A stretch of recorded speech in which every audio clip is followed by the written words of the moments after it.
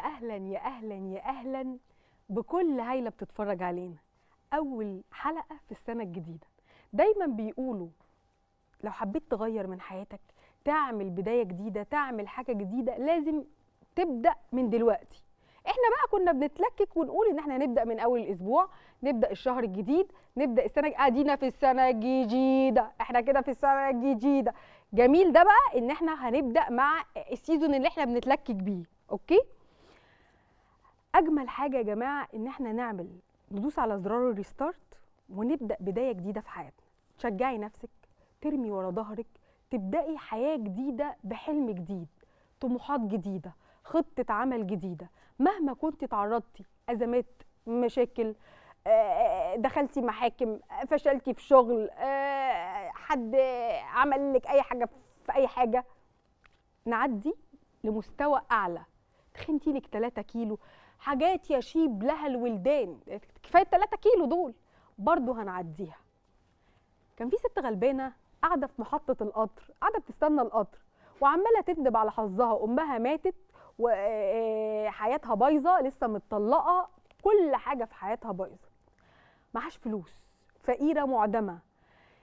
الست دي عايشه حاله من القرف، مفيش اي حاجه تعملها غير ان هي تقوم تنتحر تنزل تحت القطر. فقالت انا هفضل كده، هفضل عايشه بالطريقه اللي انا عايشه فيها دي، انا ما بعرفش اعمل حاجه. القطر اتاخر، فالتفكير خدها كمان شويه وقالت ما بعرفش اعمل اي حاجه في حياتي غير ان انا احكي قصص. طب ما يلا. وفعلا بدات تعمل اول قصه ليها، محدش عبرها ولا رضي ينشر لها، لحد ما حد تحمس ليها واتنشر لها اول روايه اللي بقت اعظم واشهر سلسله روايات في تاريخ البشريه، هاري بوتر. والست دي تبقى جي كي رولينج، اللي بقت اول مليارديره في عالم من الكتابات، يعني اول واحده في العالم من قصه الكتابه دي تبقى مليارديره. طب انا مش بقول الكلام ده عشان تسحبي نفسك بقى على محطه مصر وتروحي بقى ايه تقعدي في رمسيس وتبصي في حياتك وتقولي ايه ودانك هتصنج مبدئيا من القطر، فسيبك خالص من فكره الكتابه، غير لو كان عندك موهبه طبعا. احنا لازم يكون عندنا موهبه في حاجه بنحبها، حاجه احنا متميزين فيها، غير تاليف القصص على جروبات المافز، يعني نعدي المرحله دي. كلنا عندنا موهبه في حته، عندنا موضوع مختلف في حته. انا بقى جايه لك عشان الحته دي، بقول لك مفيش مستحيل. انت جواكي حاجات كتير جدا حلوه تستحق ان هي تطلع مع بدايه السنه الجديده. اقعدي خدي زعلك وندمك وغضبك وامراضك النفسيه اللي حصلت لك في الفترات اللي فاتت كلها، كل ده مش هيفيدك بحاجه، هيقضي عليكي.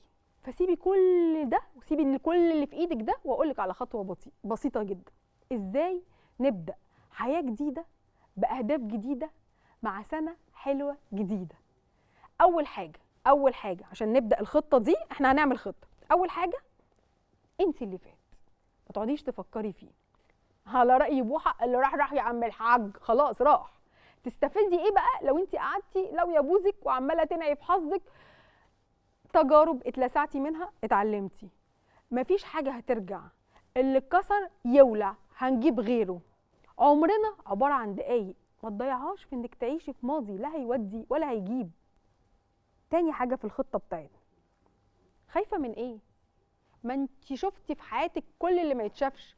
مشكله كبيره انك تكوني خايفه تاخدي خطوه عشان ما تقعيش. ما تجربي، اقعي وقومي، قومي واقعي، لحد ما توصلي للمرحله انك مش بتقعي، خلاص سندتي نفسك، الشكل اللي يحسسك انك ايوه وصلتي للي انت عايزاه. انت مش هتعملي حاجه كويسه غير لما تعمليها وحش. عيني في عينك كده، كم مره بوظتي وحرقتي صينيه بطاطس اذا كنت اصلا لسه بتعملي، يعني ما بتحرقهاش لحد دلوقتي.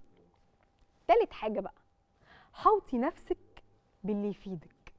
مهم قوي ان الخيله الكدابه بتاعتك اللي صاحبه الكل وحواليكي كل الناس وكلهم بيقولوا لك احنا معاكي واحنا اصحابك، وقت الازمه مش هتلاقيهم.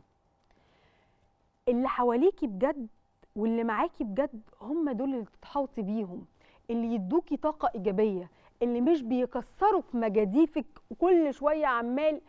مش هتقدري، مش هتعرفي ايه اللي انت بتفكري فيه. الصحبه الناجحه الشاطره هي اللي هتفيدك وتخليكي توصلي لمكان احسن، عشان هتحاولي تنجحي زيهم.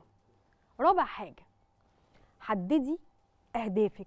مفيش حد بيوصل لحاجه غير لو كان محدد هدف واضح. فتح مشروع، اهداف صغيره زي انك مثلا تغيري حاجه في البيت، مش لازم يبقى الهدف كبير. هدف صغير ان انت كل يوم هتقعدي مع نفسك وتروقي على حالك ربع ساعه. اهداف تفرحك حققيها.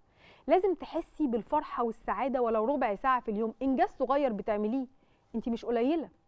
خامس حاجه، مع كل الهيصه اللي حواليكي دي انت محتاجه تقعدي مع نفسك. انا عارفه ان احنا لما بنقعد نفسنا عقلنا بيودينا في حته تانية خالص، بس احنا محتاجين نقعد مع نفسنا. عارفه في كوارث هتحصل جوه دماغك بس مش مشكله.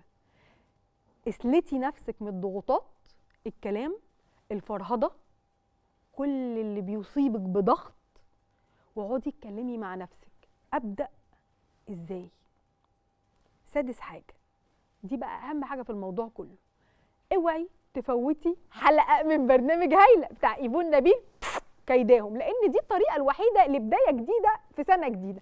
سنه سعيده عليك يا ست الكل. اتفرجي على الحلقه، وسنه جديده بدايه جديده لكل اللي بتتفرج على هايله. نروح لفاصل وارجعوا لنا تاني.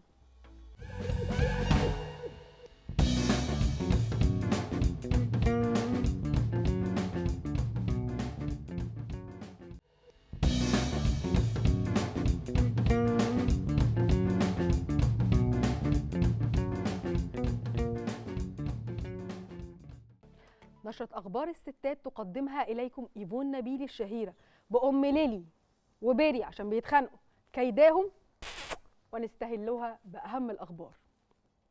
كشفت الفنانة منى عرفة عن رأيها في المساكنة في أحد البرامج التلفزيونية، قائلة: أرفضها لأنها حرام دينيا، ولكنها مفيدة اجتماعيا، لأن الناس بتقدر تعرف بعض كويس من خلال المساكنة.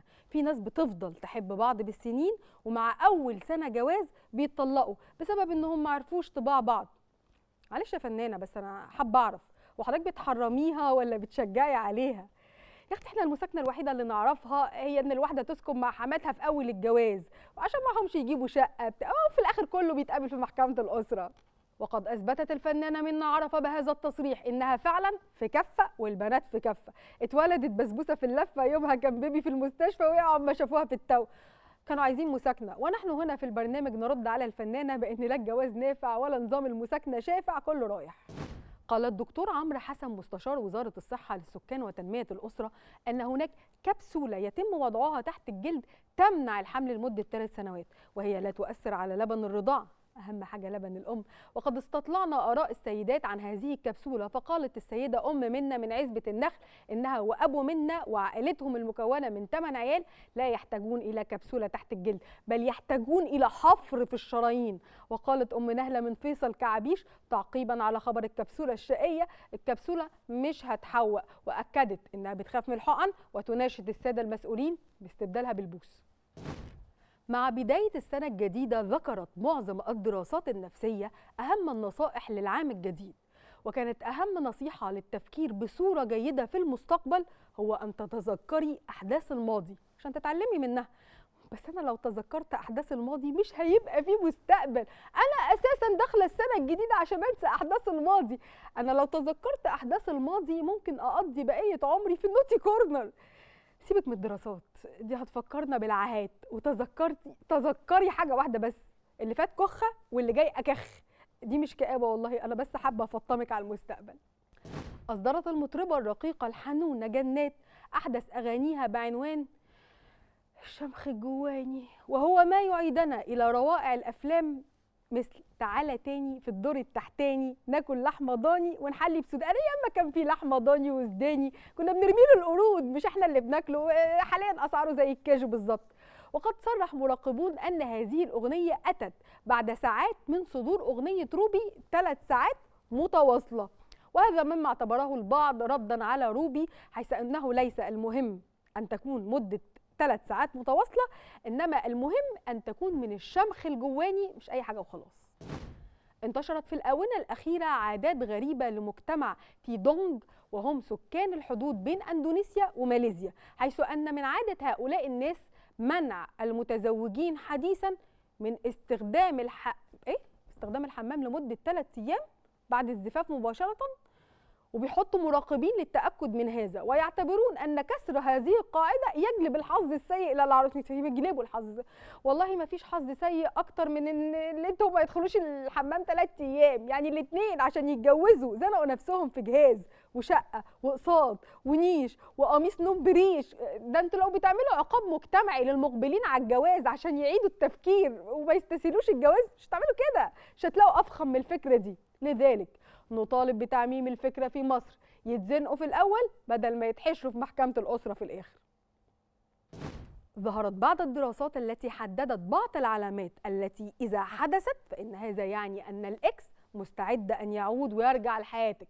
ونحن هنا في برنامج هيلة لن نذكر الشروط أصلا عشان يولع، ومش عايزينه أساسا لا هو ولا علاماته. وإن كان في الخير مكان رماد طير، واللي خدته الهانم تاخده مساحة السلالم، وجوه وبره فرشتلك وانت مايل وإيه ولا بلاش. احنا أصلا برنامج محترم. في تقليد طريف قدم أحد المطاعم اليابانية خدمة مميزة للزبائن، وهي أن تأتي الويتر وتضرب الزبون بالقلم على وشه أكتر من مرة نظير مبلغ مالي إضافي على الخدمة. واستطاعت الفكرة أن تجذب الكثير الذين يريدون الضرب بالقلم. وأنا من هذا البرنامج أطالب بإضافة شلوت وقفة وكله بحسابه، ويا ريت أشتغل معاهم في الشغلانة دي. ويا سلام بقى لو ننقي إحنا الناس اللي داخلين المطعم بنفسنا ونعمل معاهم أحلى واجب. تؤمر يا أستاذ درباو. الله حضرتك يعني مكانك يا فندم في أي وقت والله. بعد أن وصل جرام الذهب إلى 3300 جنيه الأسبوع الماضي، أقام عاطف السيد الشهير بعاطف خلعان ليلة احتفال في الحتة بعدما أخبرته حبيبته بأن هناك من تقدم لها وأهلها قد وافقوا. وتأتي هذه الفرحة بعدما علم عاطف بسعر جرام الذهب وصل 3300 جنيه، وقد تمنى لها النجاح وتمنى لخطيبها الجديد الصبر والسلوان. رفضت عروس بالغة من العمر 30 عاما التخلي عن كلبها في حفل زفافها، أصيلة، وذلك لأنه مدرب على إنقاذ حياتها، لأنها تمر أحيانا بأزمات صحية. مش مهم إنه ينقذك من الأزمات الصحية، أصل الأعمار دي بيد الله، بس الأهم بقى هنا الأزمات الاجتماعية، علاقتك بحماتك، سلفتك أم غل، بنت أخت جوزك الرزلة اللي بتفتح أدراجك وتلعب في حاجتك. الأهم بقى هنا إنك تشرسيه وتدربيه. أول ما يسبق حسبنتك على حد فيهم ربنا يقدرك على فعل يهبروا ربنا يقدرنا على فعل الخير والحب الغير. أكدت دراسة إسرائيلية أن جيل التسعينات يعاني من سوء الصحة النفسية أكثر من غيره، وقد أرسل جيل الثمانينات برقية حادة اللهجة إلى موطن الدراسة، وقالوا إن اللي اتعمل فيه ما شافوهوش في كتب التاريخ. وتضامن معهم جيل الألفينات أبو كام وعشرين سنة دول الذين قالوا أنهم قضوا زهرة شبابهم في ثورات أوبئة أعاصير، كان ناقصهم التنين المجنح ويكملوا المجموعة. ولا تعايرني ولا عايرك، الهم طايلني وطايلك. كده انتهت اخبارنا، نروح لفاصل وارجعوا لنا تاني.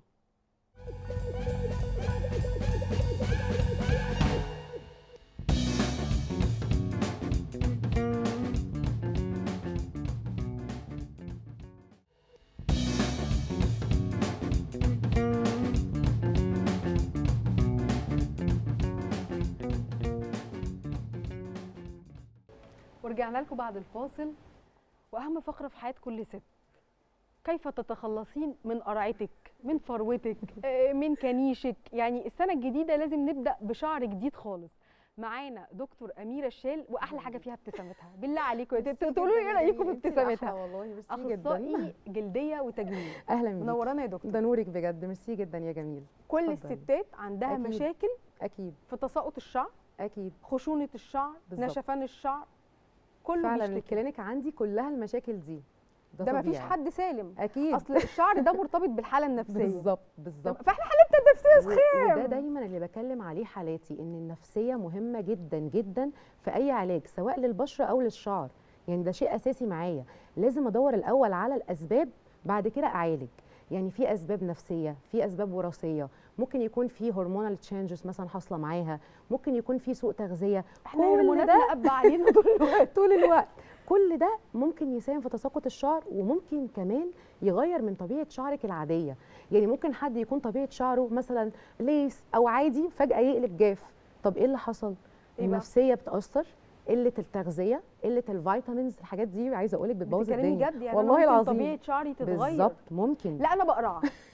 لا انتي انا مش قمر. طبيعه شعري، انا ما بلاقيش شعر. لا انت جميله، ربنا يحفظك. بصي انا دايما بقول حاجه جميله جدا، بقول أوكي. اسالوا مجرب ولا تسالوش. يعني في قصه الشعر دي تحديدا بلاقي ناس شعرها حلو تطلع أوكي. تقول ريفيوهات. يا جماعه هو ربنا خالقهم شعرهم حلو، اوكي. تاخدوا النصيحه من واحده قرعه لا انت او جميلة. مع واحده عدت بتجارب كتير. طب بصي يا دكتور، اتفضلي. يعني انا لو حبيت اتكلم على المنتجات فعلا بتاعت أوكي. ابي، اوكي. انا للامانه انا ما أوكي. بحبش اتكلم عن حاجه غير لو انا كنت جربتها حلو جدا وسعيده حلو قوي. بيها. وانا كمان برضو بقى معلش بقطع كلام حضرتك، انا كدكتور برضو بحب اجرب الحاجه واتاكد من الانجريدينتس بتاعتها قبل ما انا اعمل لها ريكومنديشن لحالاتي، عشان انا اكون واثقه ان الريزلت هتكون حلوه. دي احلى حاجه. اوكي. إنك طب تكوني واثقة. انت ايه بقى بصي. الحاجه المختلفه في المنتجات بتاعت بصي شركه ابي؟ هقول لك حاجه، الحاجه الحلوه في شركه ابي ان الانجريدينتس بتاعتنا حاجات طبيعيه. يعني احنا مش بنستخدم مواد في الانجريدينتس دي. لو انا بطلت مثلا استخدم البرودكت يبدا شعري يقع، يبدا شعري يتغير طبيعته، يبدا شعري يرجع يوحش تاني. لا، هو الحاجات الحلوه اللي فيهم ان هم عندهم مجموعه اويلز كتير قوي محطوطه في كل البرودكتس بتاعت الشعر، سواء الشامبو، سواء الكونديشنر، سواء الهير لوشن، سواء الانتي هير لوس. في كل حاجه حتى في الليف ان حاطين الموند اويل، جوجوبا اويل، ارجان اويل، حاطين سيراميد، واحنا عارفين قد ايه السيراميد ده مهم جدا، بيعمل حمايه للشعر.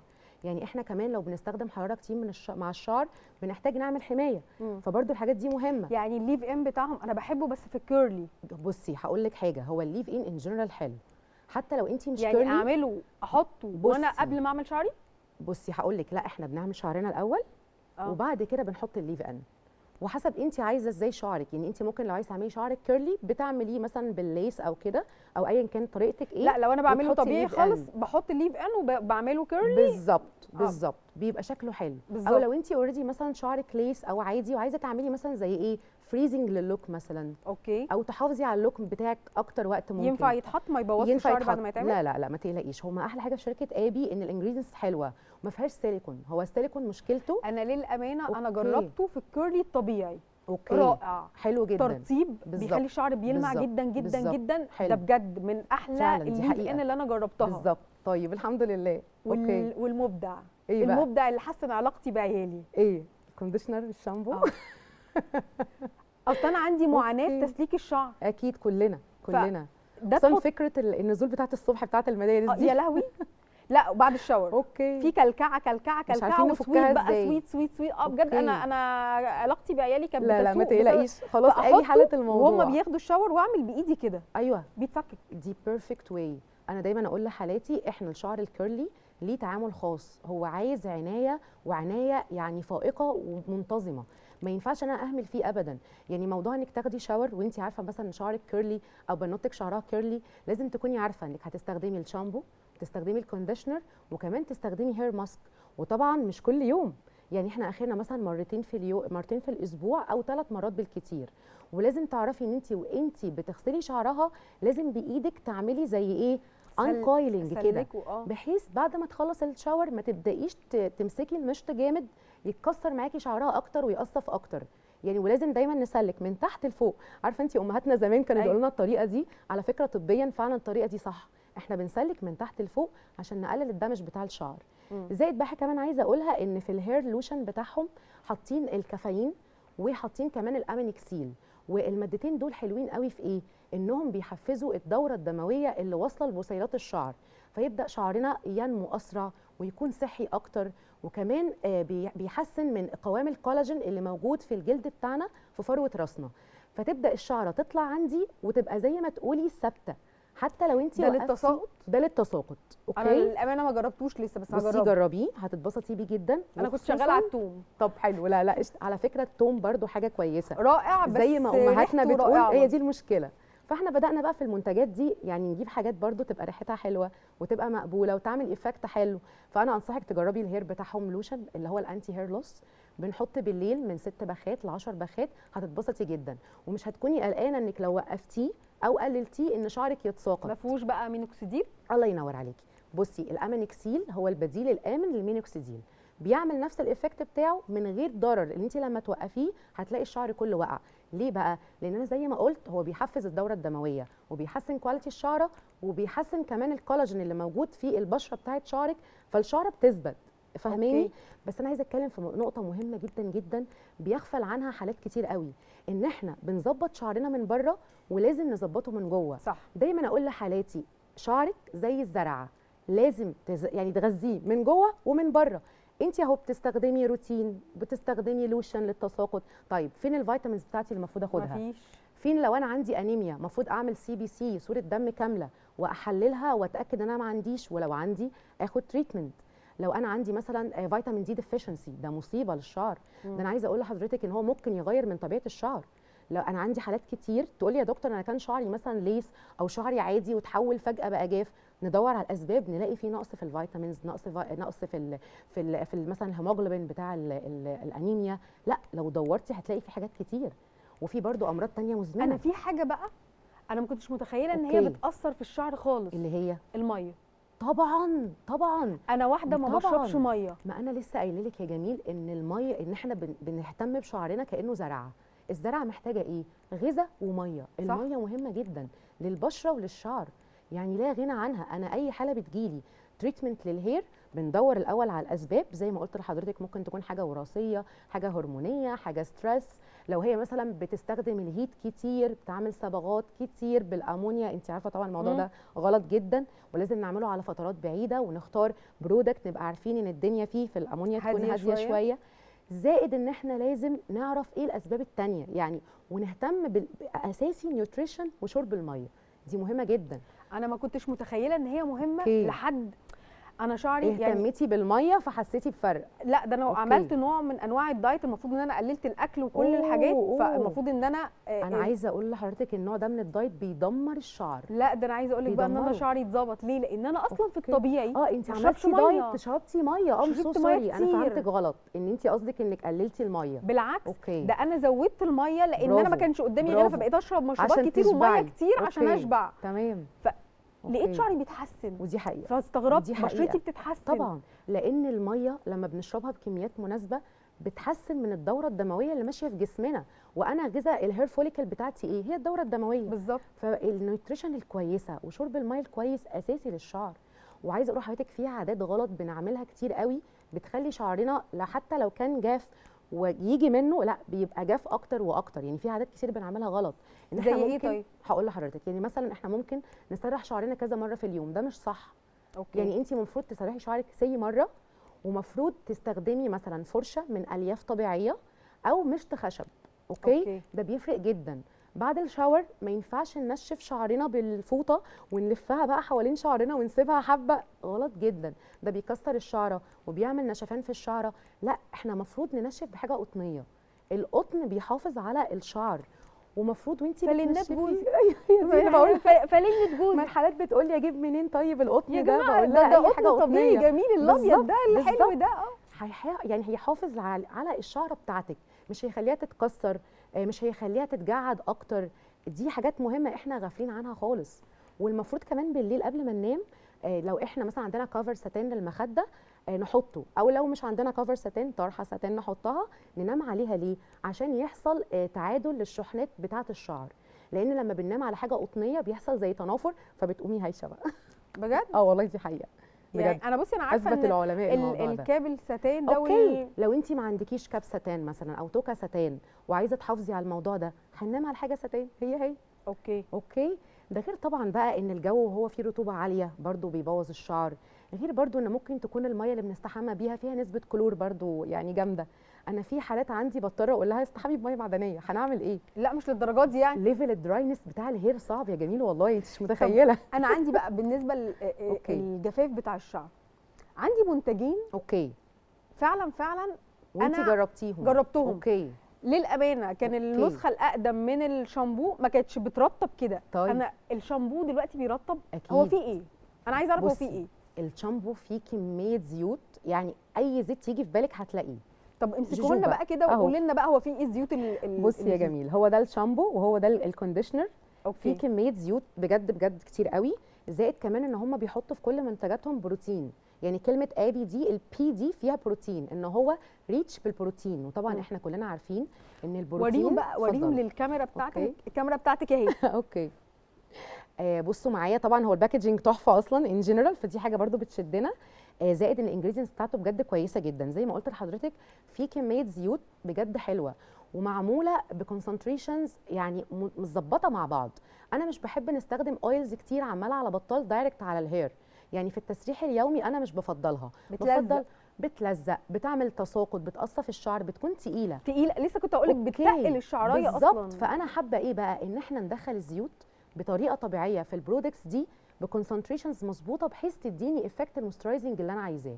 زائد في حته السيرامايد دي اللي بتعمل لك اللمعان اللي انت بتحسي بيها. ده بقى البلسم ولا الشامبو؟ بصي والله هو في الشامبو والبلسم، بس طبعا اكتر في البلسم. بصي اللي عاجبني بصراحه في شركه ابي يعني وانا بقالي كتير بجرب المنتجات بتاعتهم جميله بصراحه ومش اول مره ويعني ده شرف لينا والله. عملت لهم فعلا ريفيوهات كتير من كتر فعلا حبي للمنتجات. كنت الاول بشكر في البلسم بس كنتش حابه خالص الشامبو القديم النسخه القديمه. عاجبني فيهم بقى ان هم بيطوروا من نفسهم. يعني انا جيت في فتره كان الشامبو ممكن يبقى لطيف جدا مع ناس ثانيه بس هو ما كانش ماشي خالص معايا وكان بينشف لي شعري. عملوا الفيرجن الجديده حقيقي تحسي ان هو مرطب. اول مره اشوف شامبو ودي حقيقه اغسل شعري الاقي شعري مترطب وطري. وسبحان الله التجربه خير دليل، يعني احنا بنتكلم عن تجربه. بصي انا ماليش بقى في قصه وان السينامايد لا انت عندك ضمير. ماليش في القصه دي يا باشا. اديني المنتج احطه على راسي بس اجربه اقول لك بقى هو لطيف ولا مش لطيف، نشف شعري وقف شعري واقول الريفيو الصادق بتاع تجربتي. فعشان كده انا كنت بعمل لهم ريفيوهات حلو على البلسم طول الوقت من كتر حبي فيه. والشامبو ما كانش عاجبنا. الشامبو لا خليك على جنب. ظبطوه حاليا لا الشامبو بقى رائع. هم زودوا الانجريدينتس اكتر اللي فيه، يعني عملوا مويسترايزنج وعملوا حمايه، عملوا كل حاجه. نيوتريشن على فكره هو فيه برضو نسبه امينكسيل، يعني هو مش يعتبر بس شامبو يعني كمان بينبت الشعر. ايوه واو. ايوه بس للامانه الهير لوشن بيكون كونسنتريشن لسه كنت اقول لك بس فتره ان انا بسيب الشامبو على الشعرايه ما يلحقش. ده اللي بتكلم فيه. دايما بوصي حالاتي انت لو هتجيبي برودكت وانا رشحته لك مثلا وانت تراستد، هاتي الباكج كامله. انت بتلاقي بالظبط بتلاقي مثلا في الشامبو حاجات معينه بكونسنتريشن معينه، في الكونديشنر نفس النظام، في الليف ان نفس النظام، في الهير لوشن اكيد الكونسنتريشنز بتاعت الحاجات اللي هتمنع الهير لوس اكتر. وعايزه اقول لحضرتك كمان حاجه، ان الامينكسيل هو مش بس كمان بيطلع الشعره مجرد طلوع، لا ده كمان بيخلي كواليتي الشعره حلوه، يعني تطلع لك شعره طب في بقى صحيه. في الاخراني ده الامينكسيل بتاع الاخراني ده في بقى في الليف ان، لان الليف ان بيقعد على شعرنا كتير موجود بالظبط بس كونسنتريشن اقل شويه. هو الاكتر كونسنتريشن في الهير لوشن اللي هو الاساسي بالنسبه لي بنحطه مره بالليل. طب ما تورينا طريقه احنا ازاي بنحط الهير لوشن بالطف طريقه للشعرايه؟ بنحطه فروه الراس ولا بنحطه على الشعر؟ هقول لك حاجه، احنا الطريقه الاحلى والاسهل ان احنا نقسم شعرنا. نجيب مشط، احنا اوريدي بيبقى معظمنا عامل فرق في النص، هنجيب مشط ونعمل فرق من هنا وفرق من هنا واحده واحده، وبتبداي تمسكي البرودكت وتضغطي تحطي مثلا نقطه، والنقطه دي تعملي لها مساج. حطيتي نقطه مثلا هنا وتبداي تعملي مساج بايدك، توزعي، لان انت لو قعدتي تنزلي كذا نقطه تو ماتش، وهو البرودكت اوريدي كونسنتريتد فهيديكي ريزلت، فانت مش محتاجه تعملي كل ده. فانت بتفرقي بس في فروه الراس بس على فروه الراس. بصي هو لو جه على الهير هو مش هيعمل مشكله لانه فيه مويسترايزنج، بعكس برودكتس ثانيه لو انت حطيتيها بتنشف. بس انا مش حابه اهدر البرودكت، يعني هو اوريدي مين ليه بيشتغل على الفروه. لا كل حاجه غاليه. ايوه لا بس والله ابي سعره حلو بالنسبه للكواليتي. لا بصي للامانه بامانه فعلا انا ما بحبش اعمل ريفيوهات لحاجات انا عارفه انا مش عاجباني، انا نوي ان انا اعمل كده، دي حاجه جميله. بس فعلا المجموعه دي توازي مجموعات ما تجيش ربع او ثمن سعر حلو مجموعات جدا. انا جربتها باسعار مبالغ فيها. وده يخليني اتكلم في نقطه، ان السوق المصري يعني دلوقتي بجد بقى على درجه عاليه جدا، اتقان عالي. وكمان حضرتك قلتي حته ان انت ما كنتيش مبسوطه ببرودكت ما فهم عدلوه، فانا بحس ان في فليكسبيليتي عندنا في السوق المصري. فلو في كومباني بتسمع الكومبلينز وتظبط فتوصلي معاها لاحسن كواليتي، ايه احلى من كده؟ لا للامانه هم فعلا بلدنا فعلا حاجه جميله. اولا بصي فعلا محترمين جدا في ان هم بيسمعوا من الناس، ودي حاجه جميله، ويشوفوا الحاجه ويطوروها. بالظبط. برضو كان في عندهم منتج قبل كده بس كان تقيل شويه على البشره، هو كان رائع بس كان تقيل لناس تانية، انا بشرتي جافه فكان حلو قوي معايا فظبطوه. ما خلي بالك يا قمر كل بشره غير التانية، البشره الدهنيه غير الجافه غير العاديه غير الحساسه. انا لو جيت استخدمت مويسترايزنج تقيل على بشره دهنيه انا هخلي الحاله يطلع لها حبوب. صح. فلازم تبقي فاهمه ولازم تسالي حد متخصص يرشدك تستخدمي دي ميزه بقى ان انت تبقي مع شركه بتسمع ميرسي جدا، وبتتابع ربنا فعلا يخليك. اكيد ردود الافعال أكيد. اللي حاصله. اكيد دي حاجه جميله. شركه محترمه مصريه، صناعه مصريه، صح باسعار منافسه. بالظبط. يعني والله بالنسبه للكواليتي لا حقيقي المفروض البرايس يبقى اعلى، بس احنا بنشجع صناعه لا بلدنا بقى. والنبي ما تقوليش بقى خلاص يا جماعه. هسكت أهو. لا بصوا دكتور هسكت، ما صاحب قلتش حاجة، الشركه، ما يعني قلتش دكتور محمود ما تسمعش الكلام ده، هو السعر حلو قوي واحنا لا بالعكس مرضيين والله يا باشا جميل. بالكلام انا اللي بس حاصل ده. بشجع حالاتي او الناس اللي اللي مشرفانا وشايفانا ان هو تشجعي اشتريه لانه فعلا يستحق. وبعدين احنا دلوقتي لازم نهتم بشعرنا يعني اكتر من الاول. ليه؟ لان زي ما حضرتك قلتي في اول الحلقه النفسيه، يعني مع الاوضاع والظروف اللي موجوده مثلا في البلد او البلاد المجاوره اصبحت نفسيتنا مش احسن حاجه، فعايزين نزق اكتر على شعرنا عشان ما يقعش فيسوي نفسيتنا اكتر. دكتور انتي أميرة فاهمة؟ انا بشكرك جدا انا جدا شرف ليا ان انا جدا. جيت معاكي يا جميل النفسيه والله بجد. محتاجه ابي. إن احنا شاء الله. النفسيه فعلا محتاجه ابي بسعر ابي، حبيبتي. وما تغليش السعر. لا مش هنغلي حاجه، احنا تتكلموش على بنهزر. السعر احنا خالص. بنهزر. بشكرك يا دكتور على ده شرف ليا بجد. المعلومات الحلوه اللي ميرسي ليكي قلتيها. جدا يا وفعلا يا جميل. جماعه انا ده شرف بنصحكم ليا. جربوا المجموعه دي عن حقيقي. تجربه. أوكي. وانا مجربه كل منتج فيهم، ومش بقول كده غير لما جربته لسنين مش لشهور. لا هي عندها ضمير رائعة. بجد يا جماعه، رائعة. عندها ضمير. رائع. بشكركم، نروح لفاصل ونرجعوا لنا تاني.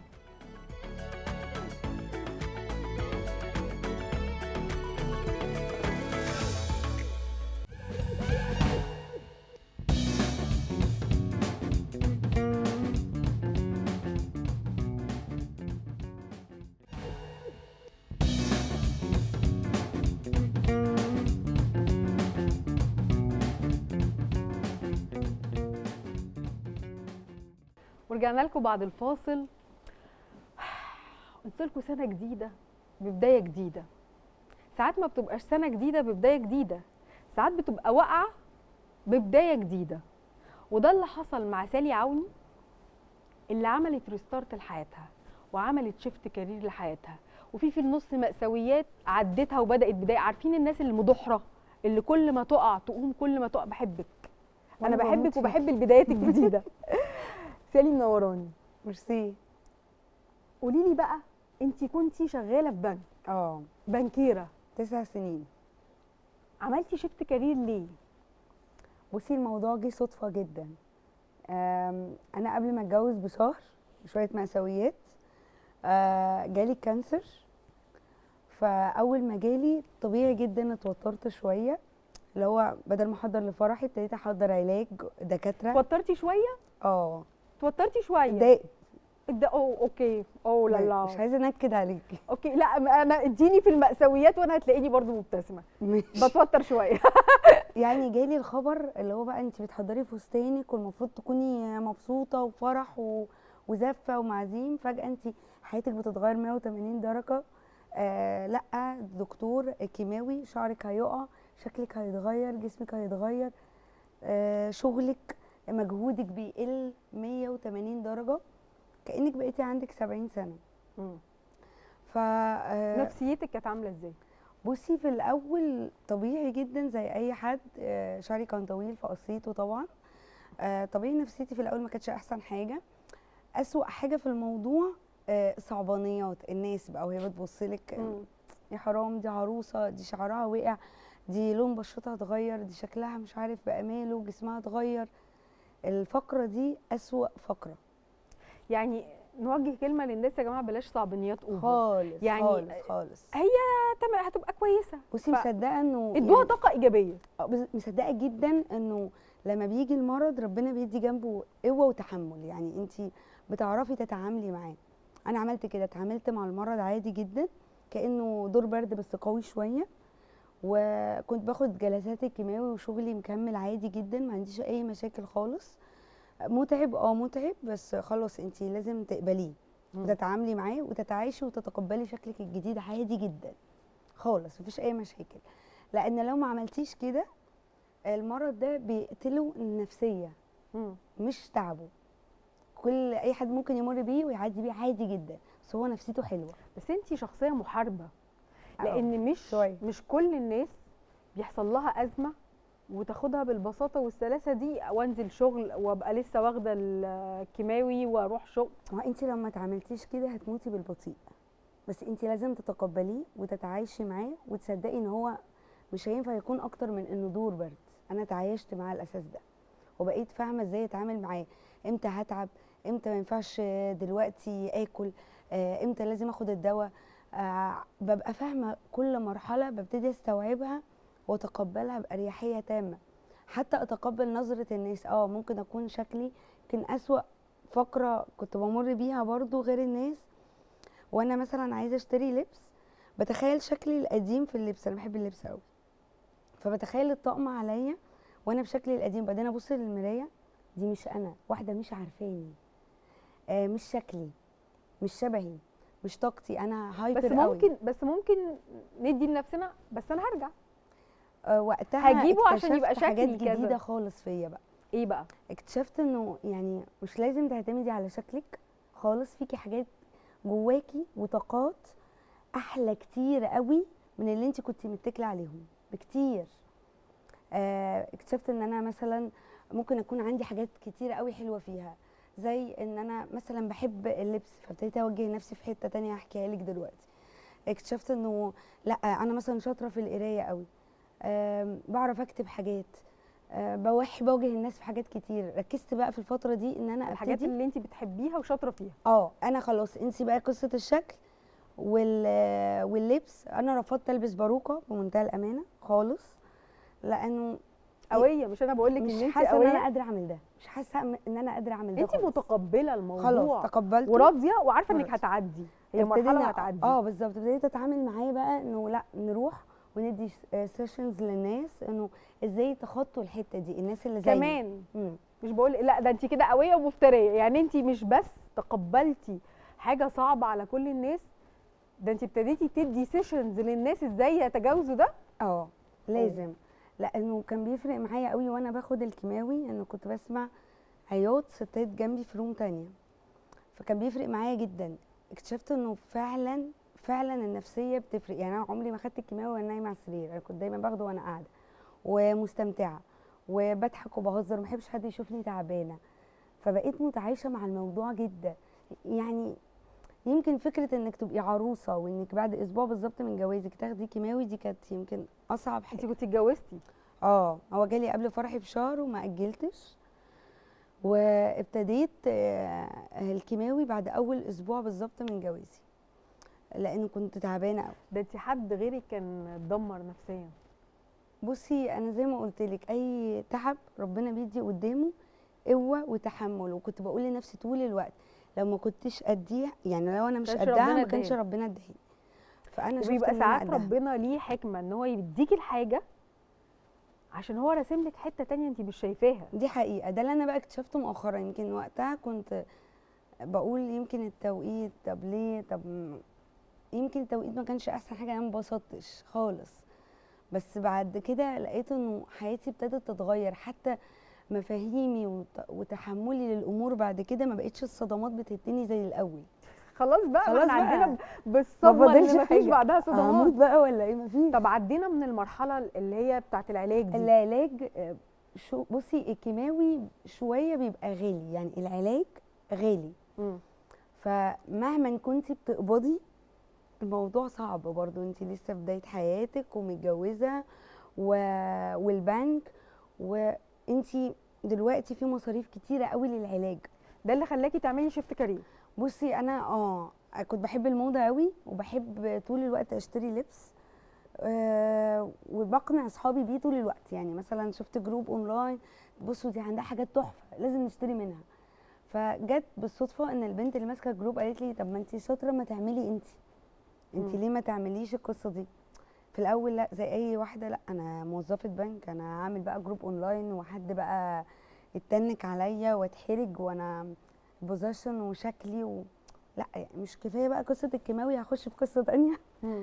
فجربت، لانه وقتها كنت فعلا محتاجه ان انا ازود الدخل فعليا، فقلتي تدخلي حاجه تاني جنب الشغل الاساسي بتاعك. بالظبط. فكنت برجع وبدات كارير جديد خالص جديد. في حياتك. امم مش انا بقول لك ساعات بيبقى ربنا بيحط لك، بالظبط، بيسمح ان حاجه تقف قدامك عشان تروحي محوده. دي حقيقه، ده اللي حصل. جربت الموضوع، كنت برجع من البنك يا دوبك اقعد بقى على اللابتوب، ابتدي انزل من ويب سايت من الصين اوردرات، واشتغلت اونلاين وقتها. حبيت الموضوع جدا ولقيت الموضوع لطيف. بصي بحس انه لما يكون ربنا مخطط لك طريق بيسهله بيبقى لك. سهل مم. وفعلا بتدوقي نجاحه. ده اللي حصل بقى معايا، ابتديت من هنا بقى الموضوع ابتدى واتطور. الموضوع يتطور معاكي لحد ما بقيتي بتدي كورسات مم. للناس ازاي يعملوا، للستات الاستاذ فور فري، اه انهم يعملوا بيزنس. دي حقيقه. ازاي بتغيري حياه الناس؟ يعني انت غيرتي حياتك وعملتي مكتب وابتديتي تشتغلي في اللبس وبتاع، ازاي بقى طورتي حياه ناس تانية؟ بصي او الموضوع جه فكرتي ليه في صدفة. الموضوع ده؟ كل حد فينا اكيد بيمر بتجارب مش لطيفه. يعني انا اول الشغل ده وقعت كتير جدا. يعني في الاول كنت بستورد اكيد وقتها من الصين زي اي حد زمان بيشحن عادي. بعدها بتشحني من الصين عادي، عادي يعني خالص. بتطلبي اوردر أوردرات- ويجي لك أوردرات. يعني. بعد كده ابتديت اصنع، خدت كورس. بعد كده خدت محل، ربنا كرمني بعد الاونلاين. فكل خطوه بتمشيها بتقعي وبتتحطي مع ناس ممكن تكون ما عندهاش ضمير قوي، مش احسن حاجه. فانتي بتتعلمي من وقتك ومن طاقتك ومن بفلوسك. خلينا مم. منطقيين. لما ابتديت اتجه لفكره الجمله حبيتها قوي. انا بحب طول الوقت يبقى في حاجه جديده بعملها. مم. لما جت فكره الجمله حبيتها جدا. ابتديت اشتغل بقى في الاستوكات، قصه تانية خالص بعيده بقى عن كل اللي اشتغلته قبل كده. ابتديت احس ان الموضوع صعب في الاول. انا ما كنتش عارفه ازاي الشغل ده الناس بتشتغله. يعني ايه شغل بالكيلو؟ طب يعني ايه بالة؟ طب ده اتبهدلت في يخلينا الاول بقى نقول للستات مم. ان الحاجات مش بتيجي بالساهل، خالص. وكل شغلانه فيها مشاكلها. دي حقيقه. كنت بتواجهي بقى مشاكل شغلانتك ازاي؟ بصي في الاول ايه اكتر صعوبات قابلتيها؟ اكتر صعوبات قابلتها باخد شغل مثلا لو يكن مثلا على ستوك، ليه ده ستوك وجديد وبدفع فيه ويطلع بالة وانا مش فاهمه اصلا خالص. خدت الشغل وستوك وجميل. المره اللي بعدها جيت اسعره، يعني ابتدي بقى اسعر قطعه قطعه، ما عرفتش، خسرت. التاجر حتى اللي اشتريت مش عارفه تقيمي الحاجه لا، اللي مش معاكي، عارفة. فبتحطي اسعار غلط فبتخسري. بخسر. بلاقي نفسي ببيع وراس مالي ما بيرجعش، ببتدي من الزيرو تاني مم. زي ما انا ابتدي من الاول مش فاهمه حاجه. الغلطه الثالثه السوشيال ميديا، انا ما كنتش فاهمه اي حاجه فيها خالص. ده بقى كل حاجه دلوقتي تسويقها عن طريق السوشيال ميديا، فبقى فانت لو عندي مش بضاعه فاهمه. حلوه بس ما حدش شايفها، مم. فما عرفتش ابيع. مم. يعني ده بقى اللي دي اديتيه في الكورسات للستات آه. التانية. امم الحاجات اللي انت وقعتي فيها بتحاولي غيرك يتلافاها. بالظبط. بتفرق قوي. يعني بتفرق قوي انه لما حد يقعد معاكي يقول لك دي بلاش، انا مريت بيها. انا كان نفسي في وقت ما انا ابتديت حد يديني من خبرته، يمكن كنت حاجات كتير قوي ما عدتش بيها. مم. طب ما فاهمة؟ تيجي نتفرج على جزء انت كنتي بتتكلمي فيه ازاي تعملي بيزنس. يعني انت كنتي اللي لابسه فيه دريس احمر ده وبتقولي ازاي تعملي بيزنس. انا حابه ان انا اتفرج على جزء من الفيديو ده، اوكي نشوفه يلا مع بينا. بعض. يلا بينا. حاجه في الفور بيس. واخر حاجه خالص البروموشن. البروموشن ده يا جماعه فيه حاجات كتير قوي جواه، بس احنا هنكتفي بثلاثه بس. اول حاجه الاونلاين والاوفلاين والورد اوف ماوث. يعني ايه الكلام ده؟ الاونلاين هو كل ما يخص السوشيال ميديا، يعني طريقه الدعايه عن طريق السوشيال ميديا زي تيك توك، الانستجرام، اليوتيوب، الفيسبوك. كل طريقه تقدر توصل بيها منتجك للعميل، ودي مهمه جدا جدا جدا. تاني حاجة هنتكلم عليها هي الأوفلاين. يعني إيه؟ يعني أي مطبوعات، أي حاجة تقدر إن أنت توصل بيها معلومة عنك للناس. زي إيه مثلا؟ زي البيزنس كارد، الشنط اللي بتطبع، فلايرز في الشارع، إعلانات. أي طريقة تقدر توصل بيها مكانك للناس. تالت حاجة وهي آخر حاجة هنتكلم عنها هي الورد اوف ماوث، ودي سهلة جدا كلنا الستات بنعملها. زي إيه؟ زي ان انا رحت مكان ولقيت فيه قطع حلوه جدا، همشي اقول المكان ده كله تحفه، عنده حاجات حلوه قوي زي كيونات زمان، هو اشتهر بالطريقه دي. مهم جدا جدا انك تكون لطيف جدا مع العملاء بتاعتك عشان تمشي تتكلم عنك حلو، بدل ما تخرج من عندك الستات وتقول جملتها الشهيره هي ايه؟ ده الناس دي ما عندهاش اي حاجه خالص والمحل وحش قوي. مهم جدا نظبط قصه الكلام. وكده يبقى خلصنا الفور بيز مع بعض. تابعونا على الفيديوهات الجايه، هنشرح لكم حاجات اكتر بكتير قوي في مجال الستوك.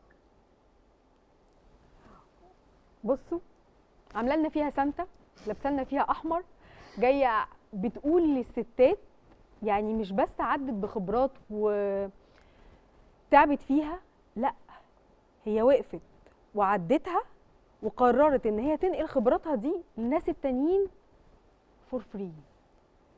ليه فور فري مع ان انا بشوف الكورسات دي بتتاخد بارقام كتيره جدا؟ بصي حاسه انه مش محتاجه اعلمك بفلوس يعني. ليه اعلمك ليه بفلوس؟ ليه اعمل كده ليه؟ انت دفعتي ثمنه فلوس كتير. دفعت ثمنه بس ربنا بيعوضني. لما بقول لك المعلومه دي مجاني، انا ربنا بيعوضني في حته تانية. انا مقتنعه بكده جدا جدا. ده حقيقي، مش محتاجه بس ان مش انا كل آخد الناس فلوس عليه. مقتنعه بالكلام ده. انا بسالك السؤال ده وانا بمشي ادلدق، يعني اللي هو ده اعمل كذا واعمل كذا واعمل كذا، ويبقى جاي بيسالني في حته كريتيكال جدا، اللي هو حد غيري يبقى مدفسن ومش هيقولها. مش هيقولها.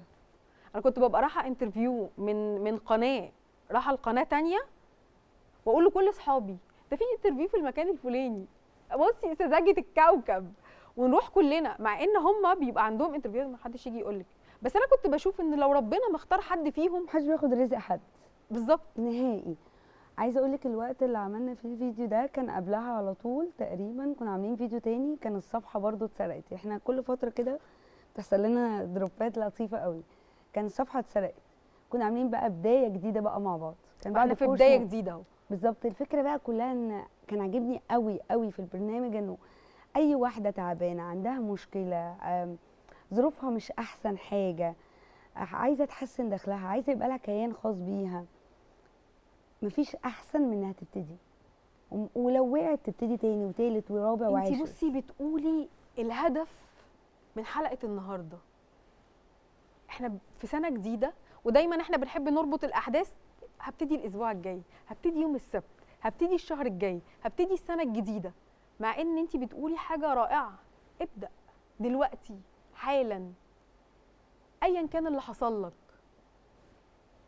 بتلخيص قولي لي انا دلوقتي في وسط كل الظروف الوحشه اللي في الكوكب، عندي مشاكل صحيه، عندي مشاكل اجتماعيه، انفصلت، عندي مشاكل مع عيالي، حاسه ان انا عندي مشاكل اقتصاديه في حياتي، مش عارفه اتجاوز، مش عارفه اشتري الحاجات اللي انا عايزاها، حاسه بضيق من كل النواحي. اعمل ايه؟ عايزه رايي بصراحه. نص نص ساعه تضايقي فيها مع نفسك وقومي اقفي وقولي انا تمام. انا بعمل كده بصراحه، انا تمام. بحس ان جوه الاوضه الضلمه في بارقه امل.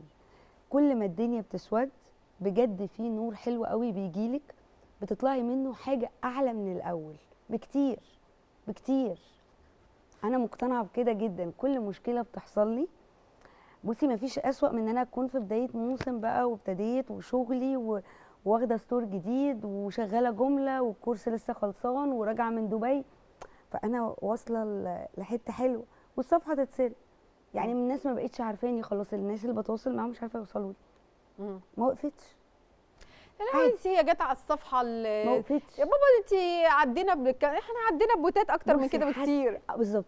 مكتبي قبل كده اتاخد، اتنصب عليا في بضاعه، كل ده عادي طالما انت ايديكي موجوده، رجليكي موجوده، لسانك موجود، مخك دماغك موجود، شغاله، خلاص قولي يا رب. وانا مؤمنه ان اي واحده ست، بالذات الست، لما بتتعب وبتنزل وبتشتغل وبتشقى ربنا بيديها اضعاف. انا مؤمنه بده جدا. صح. من اول يوم. وطالما الحته اللي انت فيها دي ابتدت تشتغل يبقى ربنا كاتب لك رزق فيها. ركزي. دايما في الكورس كنت اقول لهم اكتشفوا مواهبكم. انا اكتشفت مواهبي فابتديت اشتغل عليها، انميها، فابتديت انجح. طول ما انت عارفه مواهبك، انت مثلا موهوبه انت مذيعه شاطره، بتعرفي تتكلمي، مقبوله، فاشتغلتي على ده فنجحتي، مش بتقلدي. انا نجحت والنبي. انت شاطره عالميه. سالي انا بشكرك جدا جدا جدا. انا بشكرك أوي. فعلا هي سنه جديده ببدايه جديده بسالي جديده، وانا متاكده يا سالي ان انت في السنه دي هتحققي حاجات بتتمنيها كتير في سنين فاتت، لان انت عندك روح محارب. وانا بحب قوي الستات اللي بيبقى عندهم روح المحارب دي، اللي هو اقع واتكفي واسف التراب واقوم جامد، تقوي اكتر، تنبسطي اكتر. عايش. بنشكركم، ويعني اتمنى ان احنا يبقى جوانا روح المحارب اللي جوه سالي. وحقيقي لو حبيت ادي لقب هايله في اول حلقه في السنه، مش هلاقي احسن من سالي اقول لها انت هايله. وانتي اهيل مني بكتير. حياتي حياتي. اشوفكم الحلقه الجايه في حلقه جديده من هايله. اشوفكم المره الجايه.